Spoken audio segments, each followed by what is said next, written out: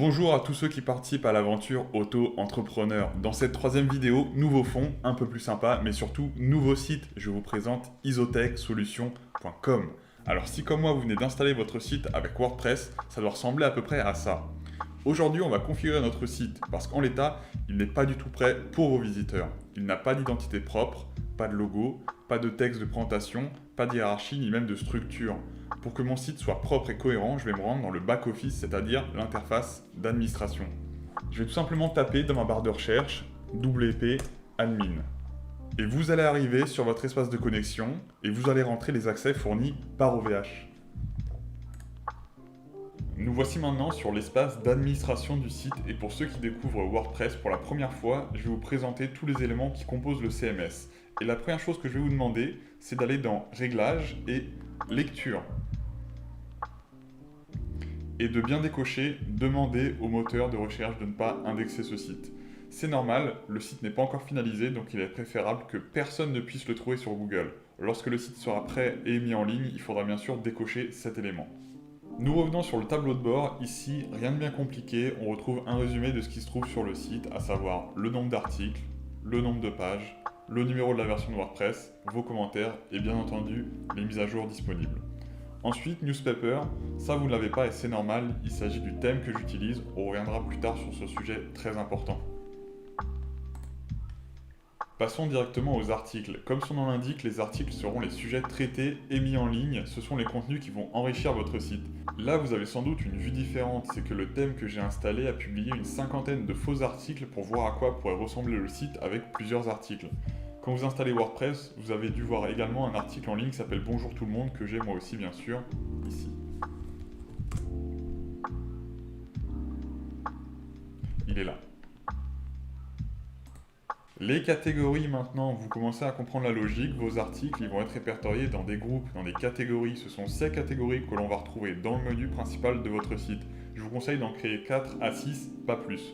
Pour le choix de ces catégories, j'ai une astuce extrêmement simple. J'ai tapé dans Google blog sur la technologie, blog sur le web, blog entreprise. J'ai cliqué sur une dizaine d'entre eux et j'ai tout simplement écrit sur un tableau Excel toutes les catégories et j'ai mis un bâton à chaque fois que la catégorie apparaît. Plus j'ai de bâtons, plus la catégorie est utilisée, donc logiquement ce sont des catégories qui intéressent les visiteurs de votre site. Je vous mets sur le côté une capture d'écran de mon tableau Excel. Sur Médias, vous allez retrouver toutes vos images, vidéos, PDF, musique intégrées sur votre site. Dans ce cas présent, ce sont surtout des images générées par le thème. Alors vos pages sont un peu différentes de vos articles. Les articles, ils suivent une trame commune alors que vous avez beaucoup plus de marge de manœuvre sur vos pages. Vous pouvez vraiment personnaliser vos pages et ajouter les éléments que vous désirez. En termes de pages qui vont vous être utiles, vous aurez pour commencer la page d'accueil, ça ne va pas être un article. Vous avez également votre page de contact, vos mentions légales et politiques de confidentialité. Et vous pouvez également ajouter une page à propos si vous souhaitez parler de vous ou vous présenter. Alors ici, commentaires, le nom parle de lui-même, vous retrouverez tous les commentaires de vos visiteurs qui souhaitent réagir sur l'article ou poser des questions. Je tiens à vous prévenir, vous allez recevoir de nombreux spams, donc faites bien attention à ne pas approuver le commentaire automatiquement. C'est dans les réglages qu'on s'occupe de ça. Là, on rentre dans quelque chose de très sérieux. WordPress, quand vous l'installez, va vous proposer un thème préinstallé qui s'appelle 2021. Il y en a un nouveau chaque année, donc 2022 pour 2022 devrait arriver bientôt. C'est un thème sympathique, mais on ne va pas l'utiliser parce que c'est déjà un thème très connu et surtout pas forcément adapté à ce qu'on veut faire. Donc vous allez cliquer sur Ajouter. Et vous avez maintenant accès à plus de 4500 thèmes WordPress gratuits sur des thématiques différentes. Il existe des thèmes payants pour environ 50 €. J'ai moi-même mis un peu d'argent dans un thème payant, mais un thème gratuit fonctionne tout aussi bien. Mon premier blog tourne sur un thème gratuit et continue de générer des revenus depuis 6 ans. Donc sur l'interface, vous avez le choix d'utiliser des filtres, pour isoler des thématiques qui vous intéressent, et vous avez également la barre de recherche. Donc ici, je vais taper magazine. Et je tombe sur plusieurs thèmes toujours gratuits qui ressemblent à des magazines. Donc ici pour l'exemple, si vous avez choisi de partir sur un thème voyage parce que c'est une thématique qui vous intéresse, vous avez ici un exemple d'un thème qui s'appelle Travel Magazine, qui est gratuit, que vous pouvez installer. Vous avez également Newsmag, qui a un thème qui fonctionne très bien et qui est vraiment pas gourmand en ressources. Les widgets, c'est tout simplement des blocs en plus que vous allez pouvoir ajouter sur vos pages et articles. Ça peut être un texte simple, de la publicité, des images, vos articles récents. Pour ma part, soit je mets en avant mes articles les plus consultés, mais le site vient juste d'être créé donc ça n'a pas de sens, soit je mets tout simplement mes 3 derniers articles publiés, et c'est ce que je vais faire. Le menu, on en parlait tout à l'heure, c'est votre menu, c'est là qu'on va retrouver les grandes catégories de votre blog. Sur la gauche, ce sont les pages existantes et à droite, c'est votre menu. Donc vous avez bien sûr vos pages, vos articles, des liens personnalisés et des catégories. Donc quelle que soit la page, vous pouvez bien sûr l'ajouter dans un menu. Donc pour créer mon menu, c'est très simple, j'ai tout simplement coché les catégories que j'ai créées, je les ai ajoutées à mon menu et mon menu a été créé. Vous voyez ici que j'ai des catégories qui sont un peu décalées, il s'agit de sous-catégories, donc c'est toujours des catégories mais que j'ai rattachées à la catégorie principale mobile. Donc ici je vais parler de téléphonie, de mobile, et j'ai créé des sous-catégories applications et tests. On peut voir le rendu en live, ça donne ça.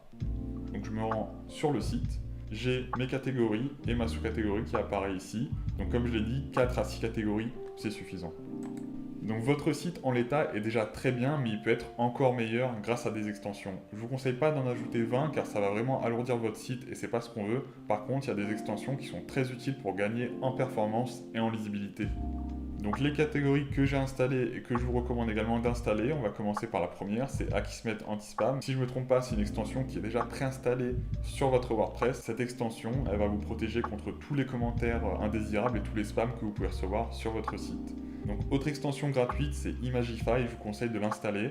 C'est une extension qui vous permet d'optimiser vos images parce que des images non optimisées peuvent vraiment alourdir le poids total de votre site.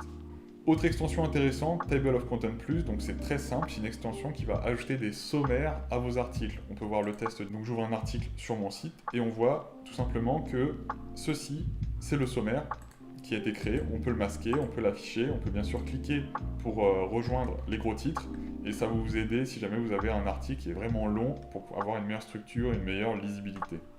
Ensuite, les 2 tags div, je ne vais pas les toucher, c'est des extensions qui sont relatives à mon thème, donc autant ne pas les toucher. WP Rocket, c'est aussi un plugin très important. Malheureusement, celui-là est payant, mais vous pouvez vraiment trouver des alternatives gratuites. C'est un plugin vraiment orienté technique qui va vous aider à améliorer toutes les performances techniques de votre site. Et enfin, Yoast SEO, là c'est un plugin qui est lié au référencement naturel. Et c'est un sujet qui est extrêmement important, mais on l'abordera sur une vidéo dédiée. Pour ajouter une extension, c'est comme pour le thème, vous cliquez sur ajouter et vous pouvez aller directement l'installer. En dehors de WP Rocket, elles sont toutes gratuites. Votre compte, on n'y touche pas, vous pouvez ajouter des gens pour vous aider si vous êtes à plusieurs sur un projet.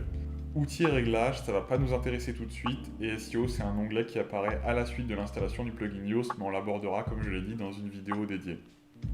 Avec cette présentation détaillée, vous êtes maintenant en mesure de faire un premier travail de customisation de votre site, de le rendre un peu plus unique et plus proche de votre vision.